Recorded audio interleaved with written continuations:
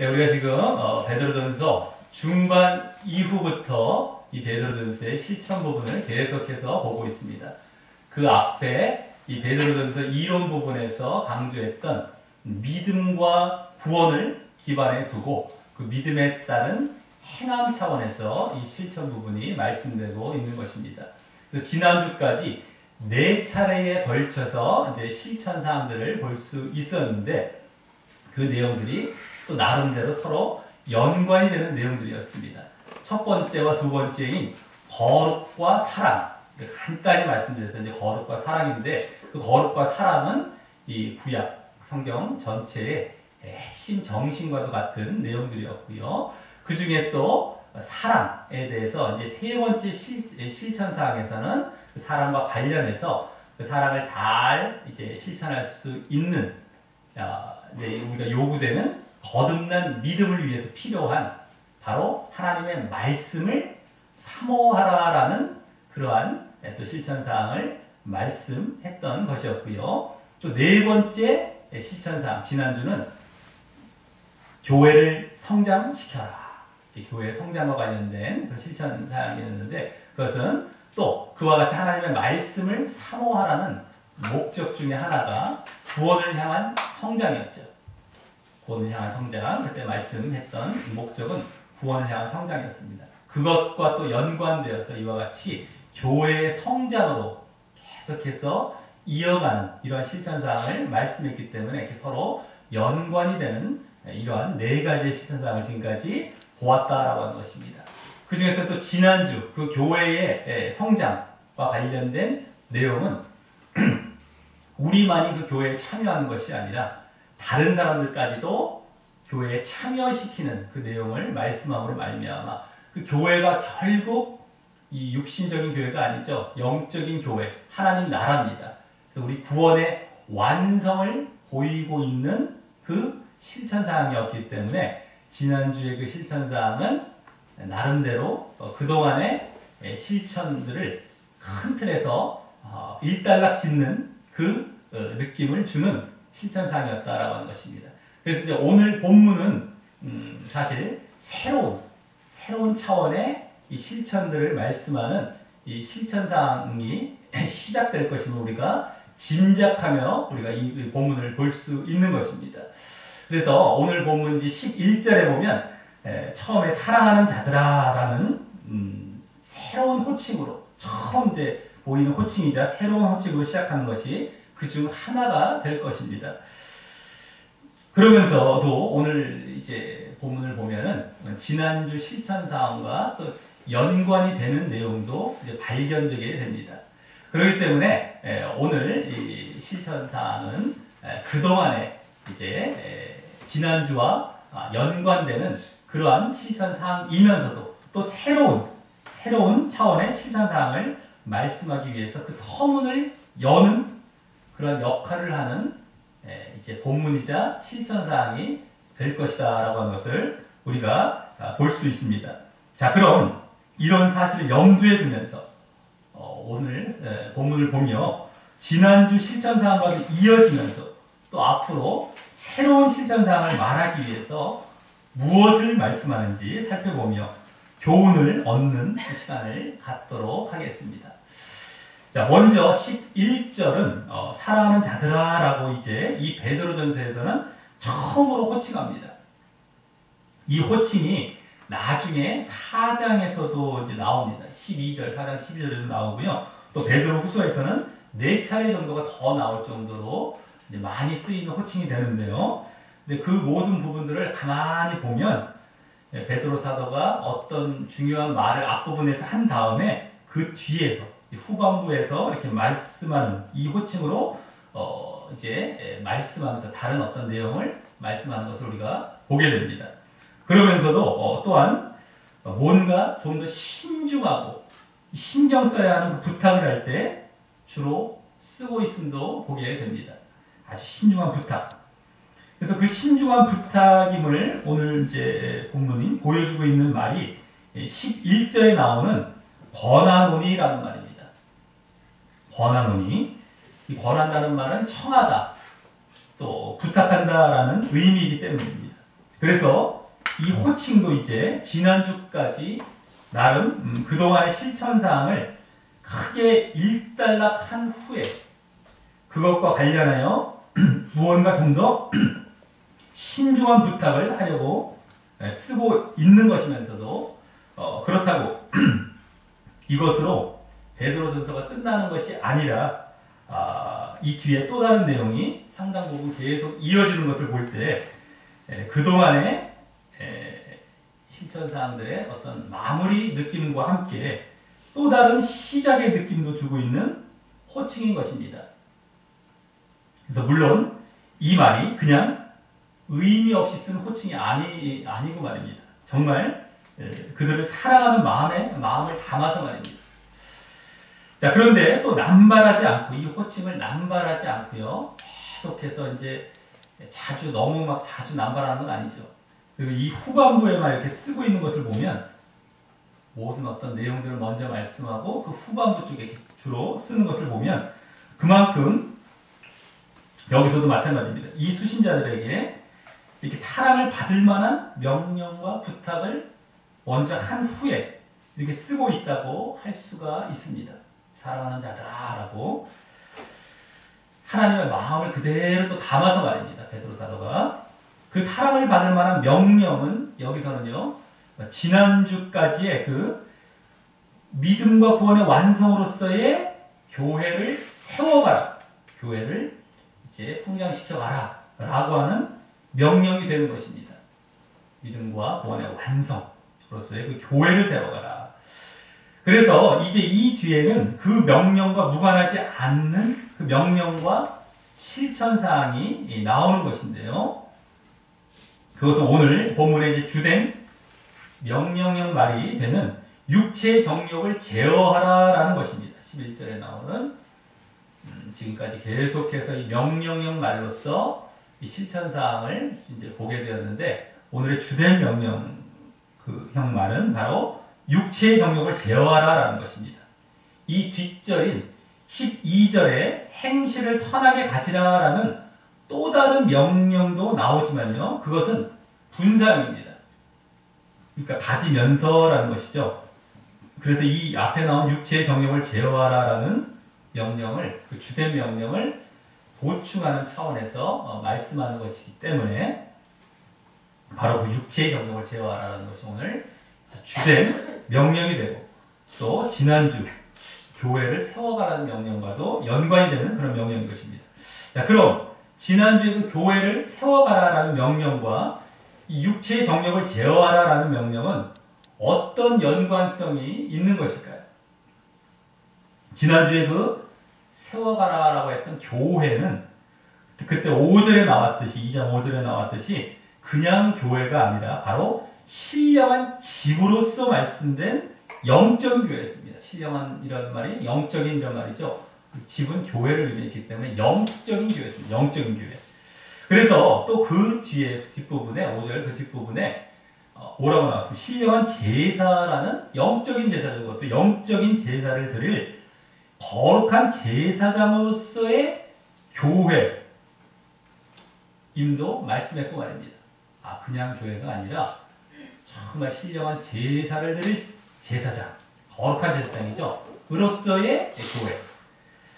그리고 그 영적인 제사는 지난주 그동안의 내용을 바탕으로 다른 사람에게 영적인 말씀을 전하여 영적인 거듭남을 가진 믿음과 또 영적인 성장을 가진 구원을 이루게 하는 제사임을 말씀드렸듯이 그와 같이 모두 영적인 일로 이루어지는 영적인 교회였던 것입니다. 이 교회는요. 영적인 교회예요.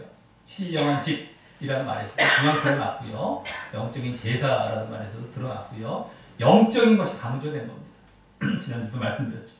그런데 여기 육체라는 말은 그 영적인 것의 반대인 육적인 것을 나타내는 대표적인 말입니다. 육적인 것을 나타내는 대표적인 말입니다.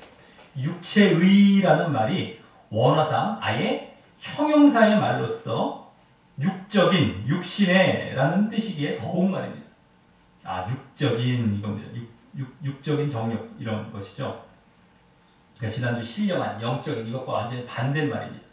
자, 그래서 이 육체의 정욕을 제어하라라는 명령은 지난주에 그 영적인 교회를 세워가라라는 명령을 잘 이루어가기 위해 필요한 명령으로 요구하고 있는 것임을 이제 알 수 있는 것입니다. 느닷없이 갑자기 이 말을 하고 있는 것이 아니고 말입니다. 성경을 잠깐 이 앞뒤의 흐름을 잘 모르고 잘라서 보면 안 된다고 했습니다. 다 이유가 있어요. 갑자기 베드로서다가 심심하니까 이 얘기했다가 갑자기 이 얘기하고 막 저 얘기하고 보는 사람은 그것도 그냥 그런 식으로 봐버리고 그래서 막 다른 쪽으로 막 교훈을 이제 전하게 되는 이렇게 되면 잘못되는 겁니다. 성경을 하나하나 제대로 보다 보면 연관성이 다 이유가 있습니다. 이 성경의 기자들이 그냥 뭐 대충 뭐 이런 사람들이 쓴 겁니까? 하나님의 말씀인데 얼마나 그들이 하나님의 영광을 받아서 지혜롭게 이걸 쓴 것이고요. 다 앞뒤에 흐름이 있는 겁니다. 보다 보면 그게 다 발견이 되고 알게 되는 것이죠. 우리 연구를 통해서 이런 걸 생략하고 잘라보면서 다른 걸 또 갖다 붙이거나 내지는 다른 것을 아예 만들어 놓고 말씀을 갖다 쓰거나 이래갖고 전혀 다른 하나님의 뜻과 상관없는 가르침을 나가면 안 되겠다는 것을 항상 아시길 바라겠습니다. 자, 어쨌든 이와 같이 이렇게 연관이 되는 것이에요. 육체의 정욕을 제어하라. 지난주에 영적인 교회를 세워가라. 이게 다 연관, 육적인과 영적인 반대로. 자, 그래서 여기 그 육체의 정욕을 그 앞에 뭐라고 또 말씀합니까? 영혼을 거스려 싸우는 이란 말로도 말씀하고 있습니다. 이 영혼이란 말이 영적인 일을 대표하는 말인 것이죠. 바로 그 영혼이 믿음을 갖고 우선 구원을 받아야 할 존재를 말하기 때문입니다.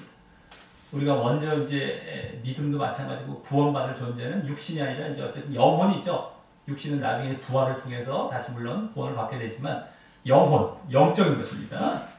그런데 육체의 정욕은 그 영혼이 그렇게 믿음과 구원을 갖게 하는데 영적인 일이죠. 믿음과 구원이 영혼이 그 믿음과 구원을 갖게 하는데 여기 보면 싸우고 거스려 싸운다라는 말과 같이 싸우고 싸운다는 전쟁하고 투쟁하면서 거스른다는 겁니다. 거스르게 한다는 겁니다. 특히 그냥 우리 껍데기와 겉으로만의 믿음과 구원이 아닌 거듭남이 있는 진정한 영적인 믿음과 또 성장이 있는 진정한 영적인 구원의 모습을 말입니다. 이 앞부분에서 말씀했던 것이었죠. 다 영적인 믿음, 영적인 구원, 진정한 믿음과 구원 이것을 거스린다는 거예요. 자꾸 육체의 정욕이요. 그런데 이와 같이 싸우고 투쟁할 정도로 육체의 정욕은요. 영혼과 영적인 일에 대해서 계속 공격이 들어와요. 계속 싸우고 투쟁할 정도로 계속 방해와 괴롭힘을 가져다 준다는 것입니다. 우리가 육체를 갖고 이 땅을 살아가고 있는 이상 말입니다. 계속 육체를 갖고 있는 이상. 그래서 이 싸운다라는 말은 원어상 계속의 의미를 갖고 있는 현재형 시제이죠. 헬라어의 현재형은 계속의 의미를 갖고 있다고 했죠. 그래서 계속해서 이제 거스리고 싸운다는 거예요. 거스려 싸운다는 거. 계속해서 영혼을, 영적인 것을 계속. 그러기에 우리가 이 바른 믿음과 구원을 갖기 위해서는 우리 또한 그 육체의 정욕과 끊임없이 싸우고 투쟁해야 한다는 것을 보여주고 있는 것입니다. 그리고 그 끊임없이 싸우는 모습으로 여기 말씀되고 있는 모습은 바로 제어하라라는 모습인 것입니다. 제어하라. 육체의 정욕을 제어하라라고 하죠. 제어하라. 자, 그런데 이 제어하라라는 말은 원어상으로 보면 제대로 이제 그 뜻을 알고 보면 멀리하라는 겁니다. 멀리하라. 멀리 떠나 있으라는 말입니다. 제어하라는 의미보다 그 의미가 더 큰 겁니다. 멀리하라. 멀리 떠나 있으라. 그리고 이 동사도 원어상 현재형으로 계속해서 그와 같이 멀리하라는 겁니다. 계속해서 한 번 멀리했다고 끝나는 것이 아니라 계속 멀리하라. 육체의 정욕을. 그것이 우리에게 싸움을 걸어오는 그 육체의 정욕을 대처하는 모습이라는 겁니다. 제어하는 모습, 대처하는 모습. 맞받아 싸우는 것이 아니라 아예 멀리하는 모습으로 말입니다.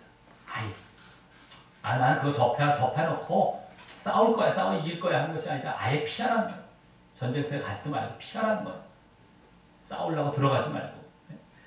그래서 그것이 비겁한 모습이 아니라 이 육체의 정욕은 접촉하기만 해도 그만큼 영향을 미칠 수 있기 때문인 것입니다. 그러니 싸워서 이겨보겠다고 하는 모습 자체가 이미 지고 있는 길로 들어간 것이에요. 그러니까 아예 싸울 생각도 하지 말고 확 피하라는 거예요. 탁탁 잘라버리고. 우리가 영적으로 승리하고 육적인 것을 다룰 수 있는 중요한 방법 중에 하나입니다. 예수님도 그래서 오른눈이 범죄하고 오른팔이 범죄하고 빼버리고 잘라버리고 그러잖아요. 탁탁 끌어버려야 된다. 아이 끊진 않겠지만 내가 그냥 적당히 잡고 있다가 나중에 이렇게 싸워서 이길래요. 안 돼요. 팍 잘라버려야 돼요. 멀리하는 것도 이제 그런 차원으로 이렇게 보면 되겠다라고 하는 겁니다. 육체의 정력을 멀리하라. 자, 그럼 여기 이 육체의 정력은 구체적으로 무엇을 말하는 것일까요? 그게 궁금해지죠. 육체의 정력. 자, 이 정력이란 말이 원어로 보면 동경하다, 갈망하다, 욕망 이런 겁니다. 동경, 욕망, 갈망. 그래서 이 육체의 정력이라는 것은 육체가 동경하고 욕망하고 갈망하는 것, 육체가 나의 내지는 내가 그 육적인 것을 또 동경하고 욕망하고 갈망하는 것을 말하는 것인데요. 서로 같은 의미입니다. 결국에는 나의 육체가 욕망하고 갈망하는 것을 말하는 겁니다. 나의 육체가 이제 있으니까 계속 그걸 육적인 걸 막 갈망해요. 계속 동경합니다. 바라고. 자, 그럼 그 구체적인 뭘 갖고 이렇게 동경하고 갈망할까? 그 구체적인 내용을 생각해 볼 때 우리가 그냥 뭐 추측하는 것보다도 이 육체 정욕이란 말에 대해서 성경 이 베드로전서 말고 다른 곳에서 거의 그대로 말씀하고 있는 곳이 있는데요. 거기를 참고해 보면 좀 더 구체적으로 알 수 있는 것입니다. 성경에서 제시해주고 있는 것으로. 자, 바로 갈라디아서 5장입니다. 갈라디아서 5장 16절부터 26절에 쭉 나오는데요. 육체의 욕심, 거긴 육체의 욕심 또는 육체의 소욕이라는 말로 나옵니다. 우리나라 말로는. 근데 원어로는 거의 여기 지금 육체의 정욕이라는 말과 똑같습니다. 육체의 소욕, 육체의 욕심 이렇게 말하죠. 거기는. 거기 보면은 성령을 쫓아 행하라. 그리하면 육체의 욕심을 이루지 아니하리라 라는 말씀부터 해서요. 성령을 쫓아 행하라. 이것은 이제 정말 성령을 따르라는 것뿐만 아니라 영적인 것을 너희들이 따르라는 겁니다. 영적인 것. 성령과 영적이라는 것은 원어로 거의 똑같죠. 맨 앞자가 철자가 대문자냐 소문자의 차이로 그리고 성령이 되기도 하고 소문자일 땐 영적인 걸 되기도 합니다. 근데 원어에는 오히려 그 말씀은 성령보다는 영적인 것으로 나와 있어요. 근데 우리 말 성경에는 성령으로 번역이 되어 있죠. 그래서 어쨌든 성령을 쫓아야 하는 영적인 것을 따르라는 거예요. 그러면 육체의 욕심을 이루지 아니할 것이다 이런 말씀부터 해서 그리스도 예수의 사람들은 육체와 함께 그 정과 욕심을 십자가에 못 박았느니라 라는 말씀까지 합니다. 육체와 함께 정과 욕심, 그게 이제 정욕이죠. 여기서 말씀한 육체의 정욕을 십자가에 못 박았다까지 말씀하면서 그 중간 부분에 그 육체의 욕심에 대한 구체적인 내용에 대해서 이제 열거하고 있는데 그것은 이제 성령의 9가지 열매가 그때 함께 나오면서 그와 대조해서 말씀하고 있는 육체의 일이란 말로 쓰입니다. 육체의 일. 15가지 정도 말씀합니다. 육체의 일을. 자, 그것은 이제 말씀드리기 앞서서 일단 여기 육체의 정욕을 제어하고 멀리하는 그 모습이 아까 그 갈라디아서에서는요. 성령을 쫓아 행하는, 영을 쫓아 행하는 모습으로 말씀되었고 또 육체의 정욕을 십자가에 못 박는 모습으로도 말씀되었음을 보게 됩니다. 같은 차원이에요. 그럼 바울 사도가 쓴 것이지만 여기서 육체의 정욕을 멀리하라라고 말씀했다면 제어하라는 것이 거기서는 영을 따르라는 거예요. 영을. 그럼 육체는 쳐다보지 않겠죠. 당연히. 멀리하라는 것과 똑같고 또 십자가에 못 박아. 육체의 정욕을 십자가에 못 박으래요. 못 박아버리래요. 예수님께서 끊어버리라. 잘라버리라. 같은 의미입니다. 그래서 영쪽만 바라보고 육쪽은 철저히 죽이는 모습인 것입니다. 이것을 우리가 더 구체적으로 알 수 있죠. 멀리하라는 것이 그냥 멀리하라는 것이 아니라 영을 적극적으로 따라 영적인 것. 그리고 육적인 건 완전히 십자가에 못 박아 죽여버려요. 자꾸만. 이게 더 구체적인 모습으로 이제 갈라디아에서 볼 수 있는 것인데 이와 같은 모습으로 정말 우리가 육체의 정력을 제어하시길 바라겠습니다. 자, 그럼 그 육체의 일, 여기 지금 육체의 정력이라는 내용을 알려주고 있는 그 갈라디아에서 나오는 육체의 일은 15가지가 이제 나오는데 그 요약에 대해서 벌써 여러 번 말씀드린 적이 있었습니다. 4가지를 요약해서 그 앞자만 따서 뭐라고 말씀드렸습니까? 바로 우, 분, 방이라고 했죠. 앞자만 따면 제대로 말씀드리면 음행, 음은 우는 우상숭배, 우상숭배, 분은 분쟁, 방은 방탕이었습니다. 그죠? 더 요약하면 그것입니다. 네 가지로. 우리가 육신을 제어하지 않고 멀리하지 않으면서 육신을 따를 때에 이와 같은 욕망들이 나타나는 것입니다. 이와 같은 것들이 모습들이 나타나게 돼요. 자꾸 음행, 우상숭배, 분쟁, 방탕 자꾸 이게 나타나게 됩니다. 이 모습들은 다른 말로 말씀드려서 뭡니까? 더 요약하면요. 바로 하나님을 사랑하지 않고 또 사람을 사랑하지 않으며 자신이 하고 싶은 대로 하는 모습인 것입니다. 음행이라는 것은 사실 하나님이나 사람과 다른 사람에게 모두 해당하는 그 목록이에요. 음행. 하나님께도 우상숭배하면 음행이라고 얘기해요. 다른 사람에게도 음행. 그죠? 간음하는 거. 그 다음에 자기에게도 죄를 짓는 걸 음행이라고 해요. 어쨌든 그게 다 포함이 되고, 우상숭배입니다. 우상숭배는 특별히 하나님께 대한 범죄죠. 하나님께서 가장 싫어하는 죄가 우상숭배입니다. 하나님이 아닌 다른 것을 섬기는 것. 그리고 분쟁은 뭔가? 분쟁. 다른 사람과 싸움하는 것. 미워하고 사랑하지 못하는 모습. 그러니까 사람을 사랑하지 못하는 모습. 약간 하나님을 사랑하지 못하는 거 우상숭배. 방탕은 방탕. 자기 스스로 하고 싶은 대로 막 하는 거야. 쾌락을 즐기고 자기가 하고 싶은 거 맨날 그런 거 찾아다니고. 이렇게 요약을 할 수 있는 거예요. 그러니까 하나님을 사랑하지 않기 때문에 또 사람을 사랑하지 않기 때문에 나타나는 모습이 방탕입니다. 이걸 더 요약해서 그래서 이와 같이 하나님 사랑하지 않고 사람을 사랑하지 않는 모습으로 또 요약이 되었습니다. 그 육체의 일이라는 것은요. 그 이제 핵심을 보면. 그래서 이제 성령의 9가지 열매, 그것과 그 앞에 함께 나오는 9가지 열매는 바로 하나님 사랑하고 사람을 사랑하는 것, 또 자기를 절제하라는 것. 그게 이제 9가지 열매도 요약입니다. 그것과 그대로 반대되는 것이 바로 육체의 일인 것입니다. 그게 구약의 구약 말씀부터 성경 전체의 정신이기도 하고 말이죠. 또, 자, 그리고 그 모습이 결국 영혼을 거스린다라는 말처럼 영적인 일을 대적한다고 했듯이 바로 우리 믿음과 구원에서 멀어지게 하는 모습이 되는 것입니다. 하나님을 사랑하지 않고 사람을 사랑하지 않는 것이 우리 믿음과 구원에서 멀어지게 한다는 거예요. 영혼을 거스린다라고 했던 거죠. 믿음과 구원에서 우리 영혼이 믿음을 갖고 구원으로 나아가는 것을 거스린다는 거예요. 왜 그럴까요? 하나님 사랑과 이웃 사랑은 그 사람 사랑은 우리의 믿음의 대표적인 증거이자 열매인 것인데요. 우리가 진정한 믿음을 갖고 있으면 그것이 나타나게 됩니다. 하나님 사랑과 이웃 사랑. 근데 그것이 어그러져 있기 때문에 지금 그것이 이루어지죠. 육체의 정욕 이런 걸 통해서 믿음만이 잘못된 것뿐만이 아니라 구원에서도 지금 멀어지고 있기 때문입니다. 그래서 우리가 정말 영혼을 거스린다는 거예요. 자꾸 이제 믿음과 구원에서 멀어지고 이런 걸 쫓아가면 결국에는 육체의 일, 육체의 정욕을 쫓아가면 더 깊이 보면 거기까지 다 그대로 나아가게 되는 것입니다. 자, 그래서 그리고 또 그 하나님 사랑과 이웃 사랑 또는 형제 사랑이라고 할 수 있고 그것은요 지금 이 베드로전서의 실천 부분에서 첫 번째와 두 번째 실천 사항이었던 거룩과 사랑이란 명령으로 이미 말씀되었다고 할 수 있습니다. 거룩하라 첫 번째, 두 번째 사랑하라 형제 사랑하라 했죠. 근데 거룩은 하나님 차원입니다. 하나님 사랑, 또 형제 사랑하라, 또 이제 이웃 사랑과 사람을 사랑하라 이 차원에서 말씀된 것이죠 이미.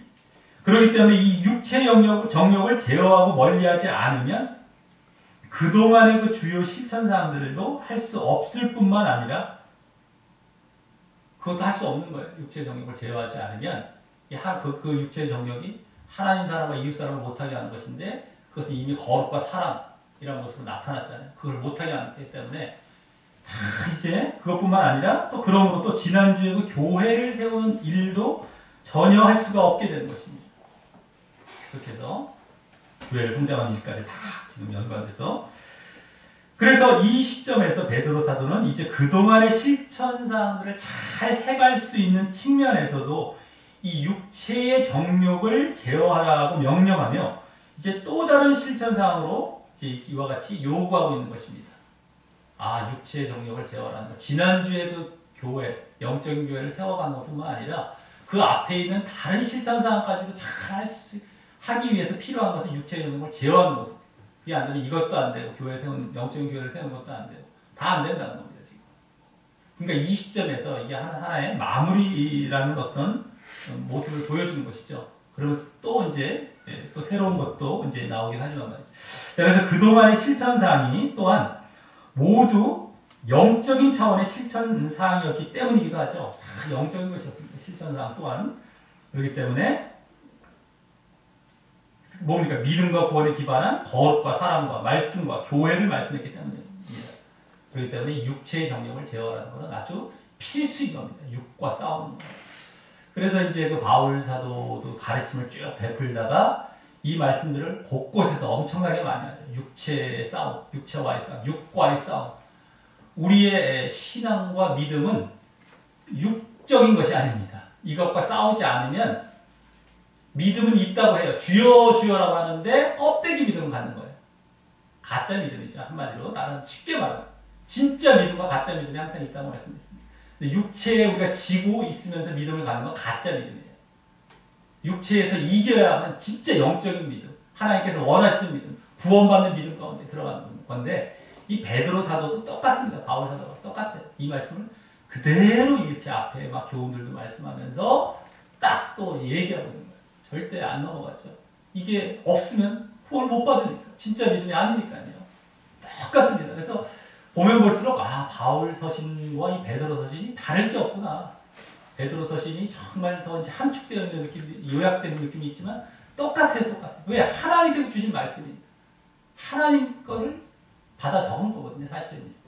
우리 이런 걸 발견해가서 더 우리가 그것을 확실하게 우리의 심령에 새겨야 되는 겁니다. 그걸 잘 모르면 막 이것저것 무슨 뜻인지도 모르고 그냥 이상하게 간다는 거예요. 우리 더 확실해지죠. 더 육체와 싸워야겠구나. 더 이제 우리에게는 주어지게 되는 겁니다. 이렇게 제대로 보게 되면. 자, 그리고 이제 우리 여기서 이제 11절에서요. 우리가 아직 보지 않았던 말이 있는데요. 그것은 나그네와 행인 같은 너희라는 말입니다. 나그네와 행인 같은 너희. 자, 이 말이 사실 이제 처음 부분에 나왔어요. 지금 이 육체를 제어하라는 명령의 하나의 이유와 배경 같은 말이기도 했던 것이었는데요.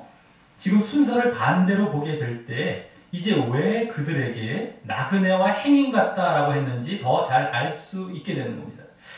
일단 나그네라는 말은 이 베드로전서에서 인사말 부분인 1장 1절부터 나왔었어요. 흩어진 나그네라는 말로써 1장 1절에 잘 보시기 바랍니다. 거기서 나왔었고요. 또 그건 이제 그 이론 그 부분이 되겠죠. 인사말이면서 이론 부분에 첫 부분에 나왔어요. 또 실천 부분의 첫 실천 사항인 거룩의 실천을 말씀할 때인 1장 17절에서도 또 한 번 나왔습니다. 그래서 벌써 두 번 나왔어요. 그죠? 그래서 한 번은 이론 부분에서, 한 번은 실천 부분에서 나오는데 또 첫 부분에 나왔어요. 앞부분들에 다 나왔어요. 그죠? 이론 부분의 앞부분. 또 실천 부분에서도 첫 실천이 거룩의 부분에서 나왔습니다. 여기서 또 다시 이 말이 나그네라는 말이 사용되고 있는 것을 볼 때 오늘 말씀이 또 다른 새로운 전환점, 어떤 실천을 말씀하기 위한 그 시작이 될 것임도 이 말에서도 벌써 다소 느낄 수가 있는 것입니다. 이 나그네라는 말을 베드로 사도는 뭔가 좀 시작할 때, 새롭게 시작할 때 쓰고 있다는 걸 그동안 보아왔기 때문이죠. 그런데 여기서는 나그네라는 말뿐만 아니라 또 행인이라는 말도 함께 쓰고 있습니다. 그런데 여기 나그네라는 말은요, 원어상으로 볼 때는 1장 17절, 아까 말씀드렸던 실천 부분에 나왔던 그 나그네, 1장 17절의 나그네라는 말과 똑같습니다. 그리고 행인이란 말은 1장 1절, 이론 부분에 맨 처음에 나왔던 1장 1절의 나그네라는 말과 같아요. 우리나라 말로서 구분이 안 되는데, 원어로 볼 때.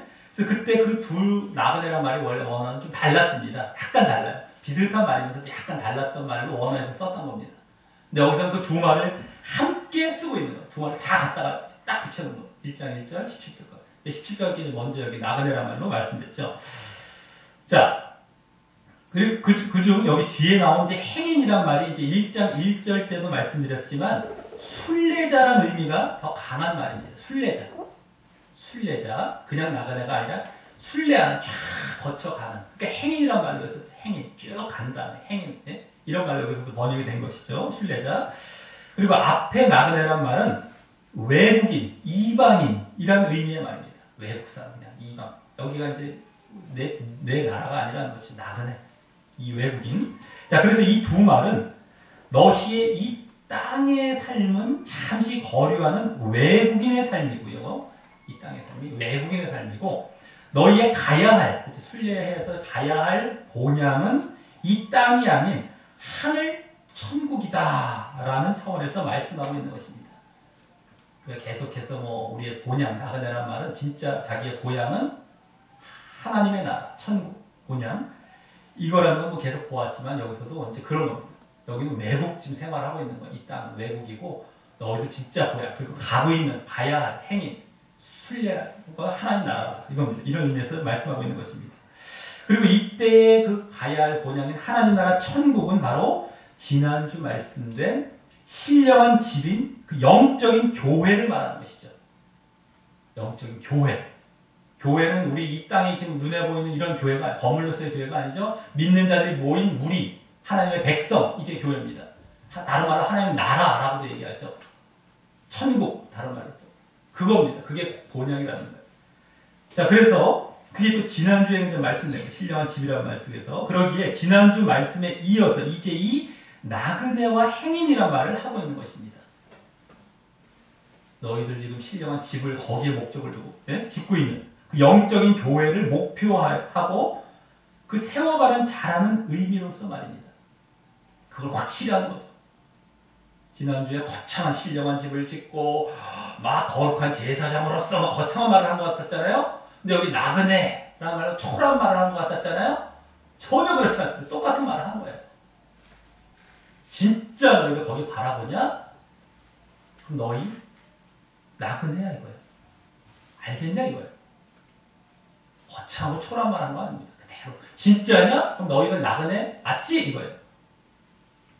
그걸 우리가 이제 확인할 줄 알아야지. 앞에 그냥 무슨 제사장도 되고 막 무슨 집을 지어가는데 막 갑자기 나그네 초라한 말을 한 것 같아요. 그게 아닙니다. 너희들 이제 그거에 딱 했으니까 오히려 자신 있게 나그네지 라는 걸 얘기하면서 육체의 정욕을 제어하라는 거예요. 자, 그래서 그 나그네와 행인의 삶을 위해서 이제 이 육체의 정욕을 제어해야 한다라는 것입니다. 그 교회는 천상의 그 하늘 위에 영적인 교회이기 때문에 이 땅의 육적인 욕망에 사로잡히면 지장을 받기 때문인 것입니다. 그걸 제대로 바라보면서 교회를 세워갈 수 없어요. 그래서 이제 제어하라는 것이죠. 그리고 그래서 또 이 나그네와 행인이란 말을 통해서는 앞서 그 육체의 정욕을 제어하라라는 말이 우리의 하늘 본향과 반대인 이 땅과 이 세상을 멀리하고 조심하라라는 메시지도 함께 있는 것임을 엿볼 수 있는 것입니다. 육체의 정욕을 제어하라는 것은 그냥 단순히 육신과 육적인 것과의 싸움뿐만 아니라 이 땅, 이 세상과의 싸움도 지금 포함된다는 거죠. 나그네와 이제 행이란 말을 통해서 그것은 이제 고향이 하늘이라는 것이 이 땅에. 육신이라 말은 항상 이 땅, 이 세상과 연관이 됨을 보아왔었는데요. 계속해서 그동안. 우리 육신을 쫓는다, 이러면 이 세상을 쫓는다, 이 세상을 따라간다라는 말인데요. 여기서도 사실 그것이 다 보여지고 있는 것입니다. 이 땅도 쫓지 말라는 거예요. 육신 쫓지 말고 이 세상 쫓지 말라. 이 말까지 다 지금 여기 포함해서 나그네란 말에서 보여주고 있는 것입니다. 자, 다음 이제 12절이 되겠는데 이 12절은 앞서 말씀드렸듯이 너희가 행실을 선하게 가지라라는 명령이 분사형으로 나와서 앞서 그 육체의 정욕을 제어하라라는 명령에 덧붙여진 명령이 됩니다. 이 선한 행실의 명령을 이제 수행하기 위해서는, 그죠? 선한 행실을 선하게 가지라 아니고 선한 행실. 이 명령을 수행하기 위해서는 앞서의 그 육체 제어, 아주 간단하게 지금 요약해서 말씀, 육체 제어입니다. 약간 육체 제어의 명령을 먼저 보여야 가능하기에 그 명령에 이어 이렇게 말씀한 것입니다.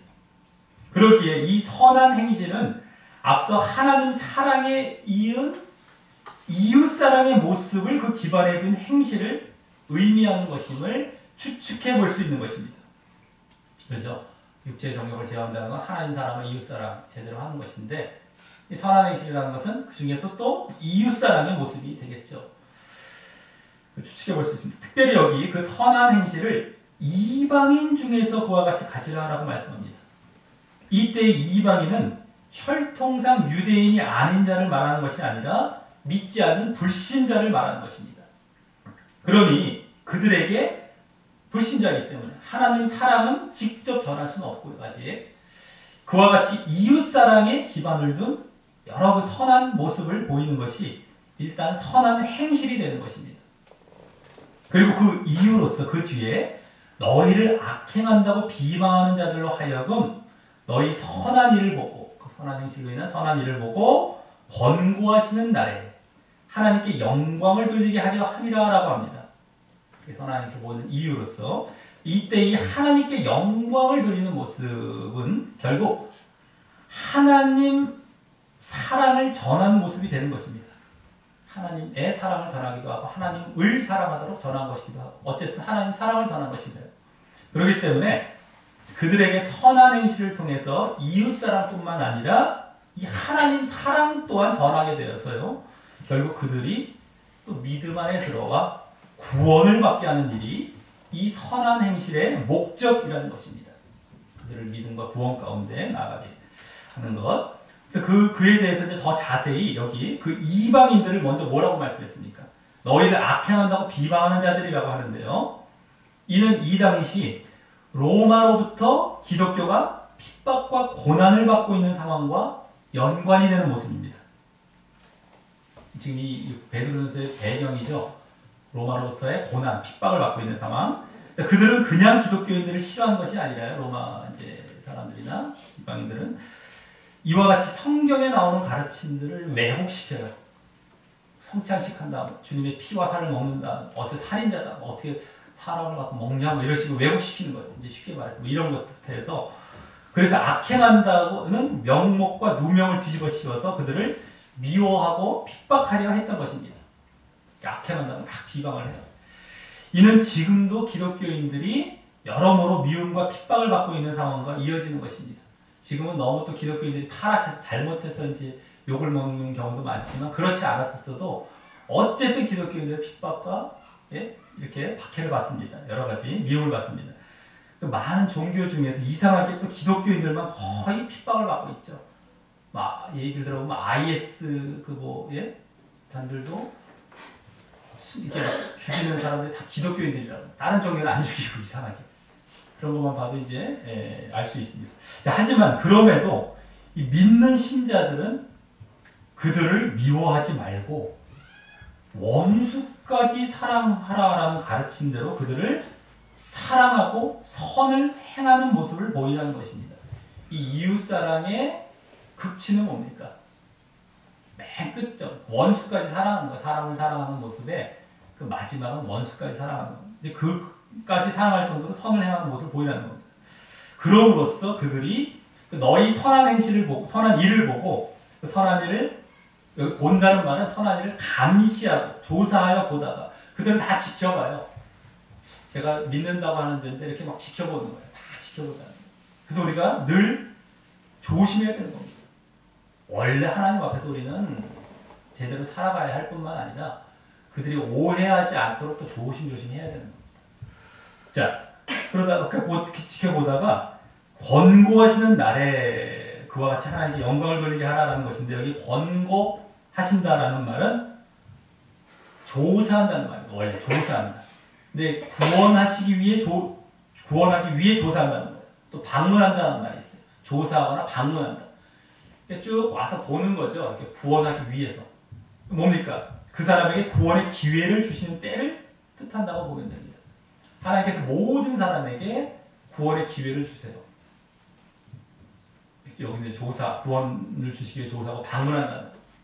그럴 때 이제 그들에게 그 선한 행실이 영향을 미쳐서요.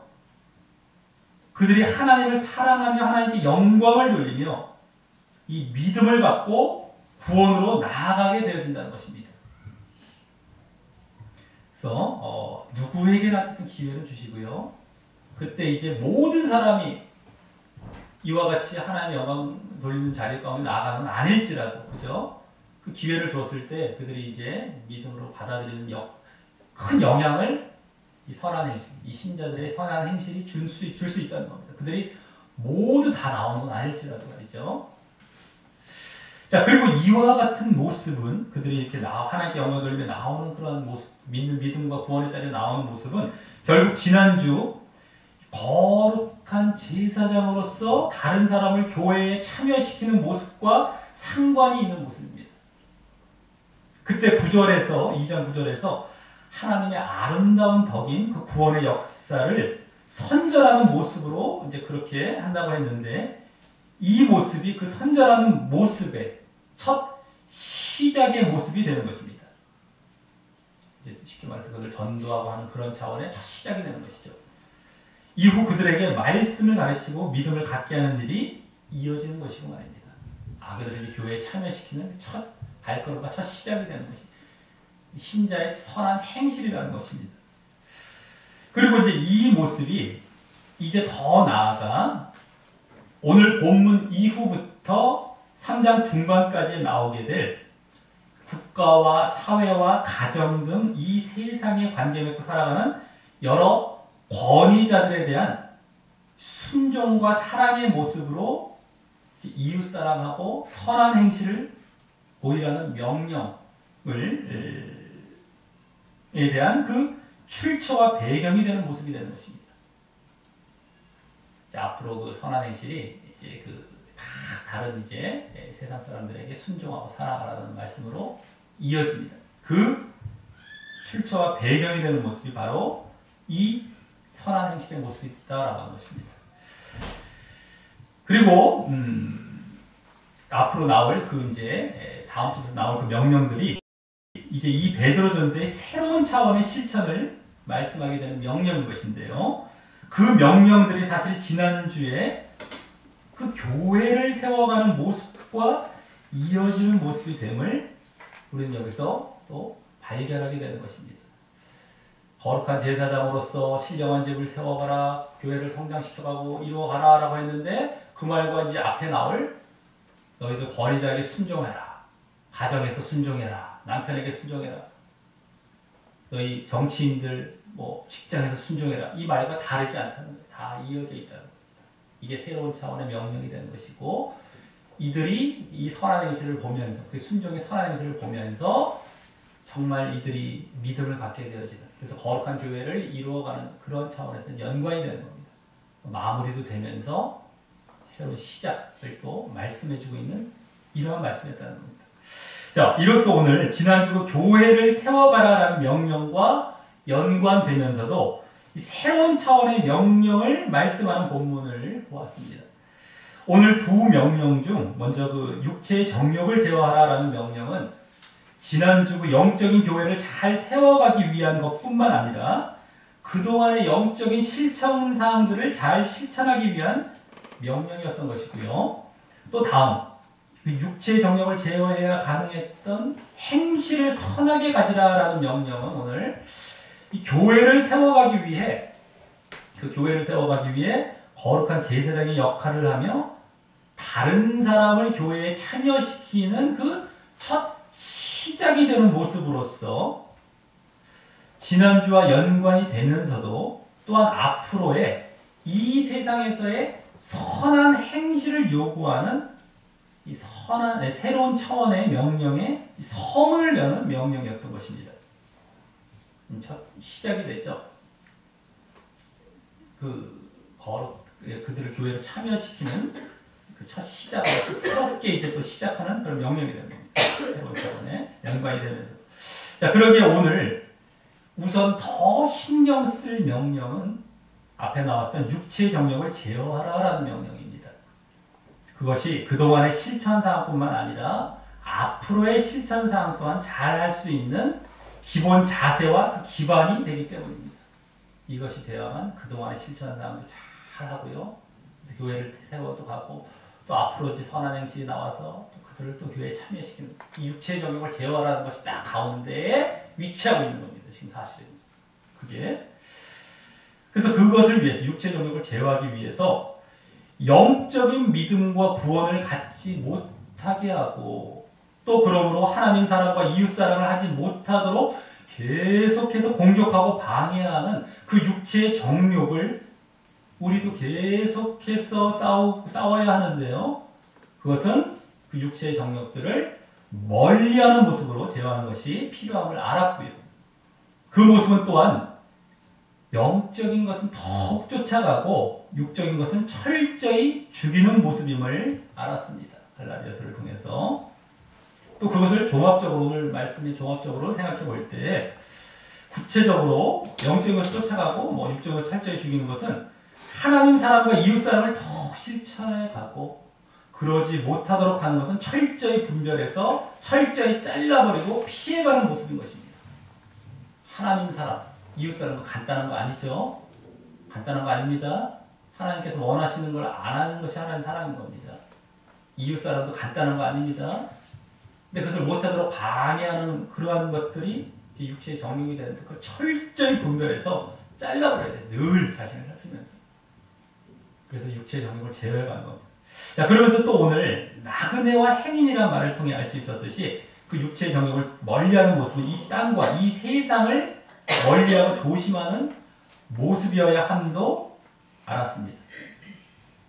그러할 때 앞서 얘기한 하나님 사랑과 이웃 사랑이라는 영적인 것을 더욱 쫓아가는 실천도 물론 잘 하게 되는 것입니다. 그래서 이 하나님 사랑과 이웃 사랑은 너무 쉬운 교훈인 것 같았었지만 꼭 그렇지만도 않습니다. 하나님 사랑과 이웃 사랑은 육체의 정욕을 제어해야만 가능한 거예요. 사실은요. 이게 이론적으로 우리가 지식적으로 아는 건 쉬워요. 근데 이 육체의 정욕을 제어하고 육과 싸워야 되고 육체의 일을 멀리하고 십자가에 못 박아야 되고 영적인 걸 쫓아가고 행하라. 이래야만 이게 가능한 거거든요. 그리고 이제 성령의 열매로서 또 성령의 열매가 나타나지는 거예요. 그 하나님 사랑과 이웃 사랑의 결과로서 사랑, 희랑, 화평, 오래 참은 자비, 양선 이런 것들 열매가 나타나는 게 이제 하나님 사랑과 이웃 사랑의 열매들입니다. 아이고 쉬운 교훈 나 다 알아요. 이게 우리 아는 것이 그렇게 아는 게 아니죠. 이게 엄청난 거구나. 우리의 신앙의 필수일 뿐만 아니라 이게 보통 힘써야 될 일이 아닌, 힘쓰지 않으면 안 되는 거구나. 이게 느껴져야 되는 거예요. 이 말씀들을 통해서. 갈라디아서까지 이제 같이 보면서 알았지만, 이게 느껴져야 되는 겁니다. 이게 보통, 이게 아니구나, 이게. 네? 우리가 그냥 지식적으로 알고 넘어가면, 이제 또 흘러간 거예요. 안 하는 겁니다. 나중에 안 해요. 자신은 또 가짜 믿음으로 또 들어간 거죠. 근데 오늘 말씀을 보면서 그걸 더 느껴야 되는 겁니다. 더. 자, 그래서 그 육체를 제어함으로 나타나게 될 선한 행실인 우리의 이웃사랑의 모습이 우리를 비방하고 대적하는 원수까지도 사랑하는 선한 행실로 이 불신자에게까지 비추어졌어요. 그들이 하나님을 사랑하며 하나님께 영광 돌리며 믿음을 갖고 구원으로 나아가게 하는 일을 감당하면서 이 영적인 교회를 세워가는 첫 발걸음들이 계속 이어져야 할 것입니다. 계속 교회를 세우는 것이죠. 계속 그것까지. 그래서 오늘 육체 제어뿐만 아니라 이 선한 행실이라는 이 실천은 우리의 믿음과 직결될 뿐만 아니라 또한 교회를 세워가는 구원과도 직결되어 있는 것입니다. 그래서 이 모습이 없다면요, 믿음과 믿음도 없고요, 구원도 없다는 것입니다. 육체를 제어하는 것이 아닙니다. 다른 데서는 더 직접 나오기도 하지만 여기서 다 그것까지 우리가 알 수가 있는 것이죠. 자, 그럼에도 이러한 모습들, 육체를 제어하는 모습은 다른 말로 십자가라고도 할 수 있어요. 십자가 지는 모습, 십자가. 또 선한 행실, 다른 말로 선행이라고 할 수 있습니다. 선행. 근데 이 모습들이 구원과 상관이 없다고 하는 가르침들이 많습니다. 그건 행위야. 우리 구원은 믿음에서 그냥 얻는 거야. 이렇게 얘기하죠. 십자가와 선행 이걸 별로 강조 안 해요. 그래서 그건 상급 차원이고 구원과는 상관없어. 이렇게. 그런 가르침들을 철저히 조심하세요. 오늘 그게 아닌 겁니다. 사실. 이 육체 제어와 선한 행실의 실천을 계속 잘 보이심으로 진정한 믿음도 증거받으면서 내 스스로 또 교회도 잘 세워가심으로 진정 구원받게 되시기를 예수님의 이름으로 간절히 축원합니다. 예, 우리 다 같이 찬양.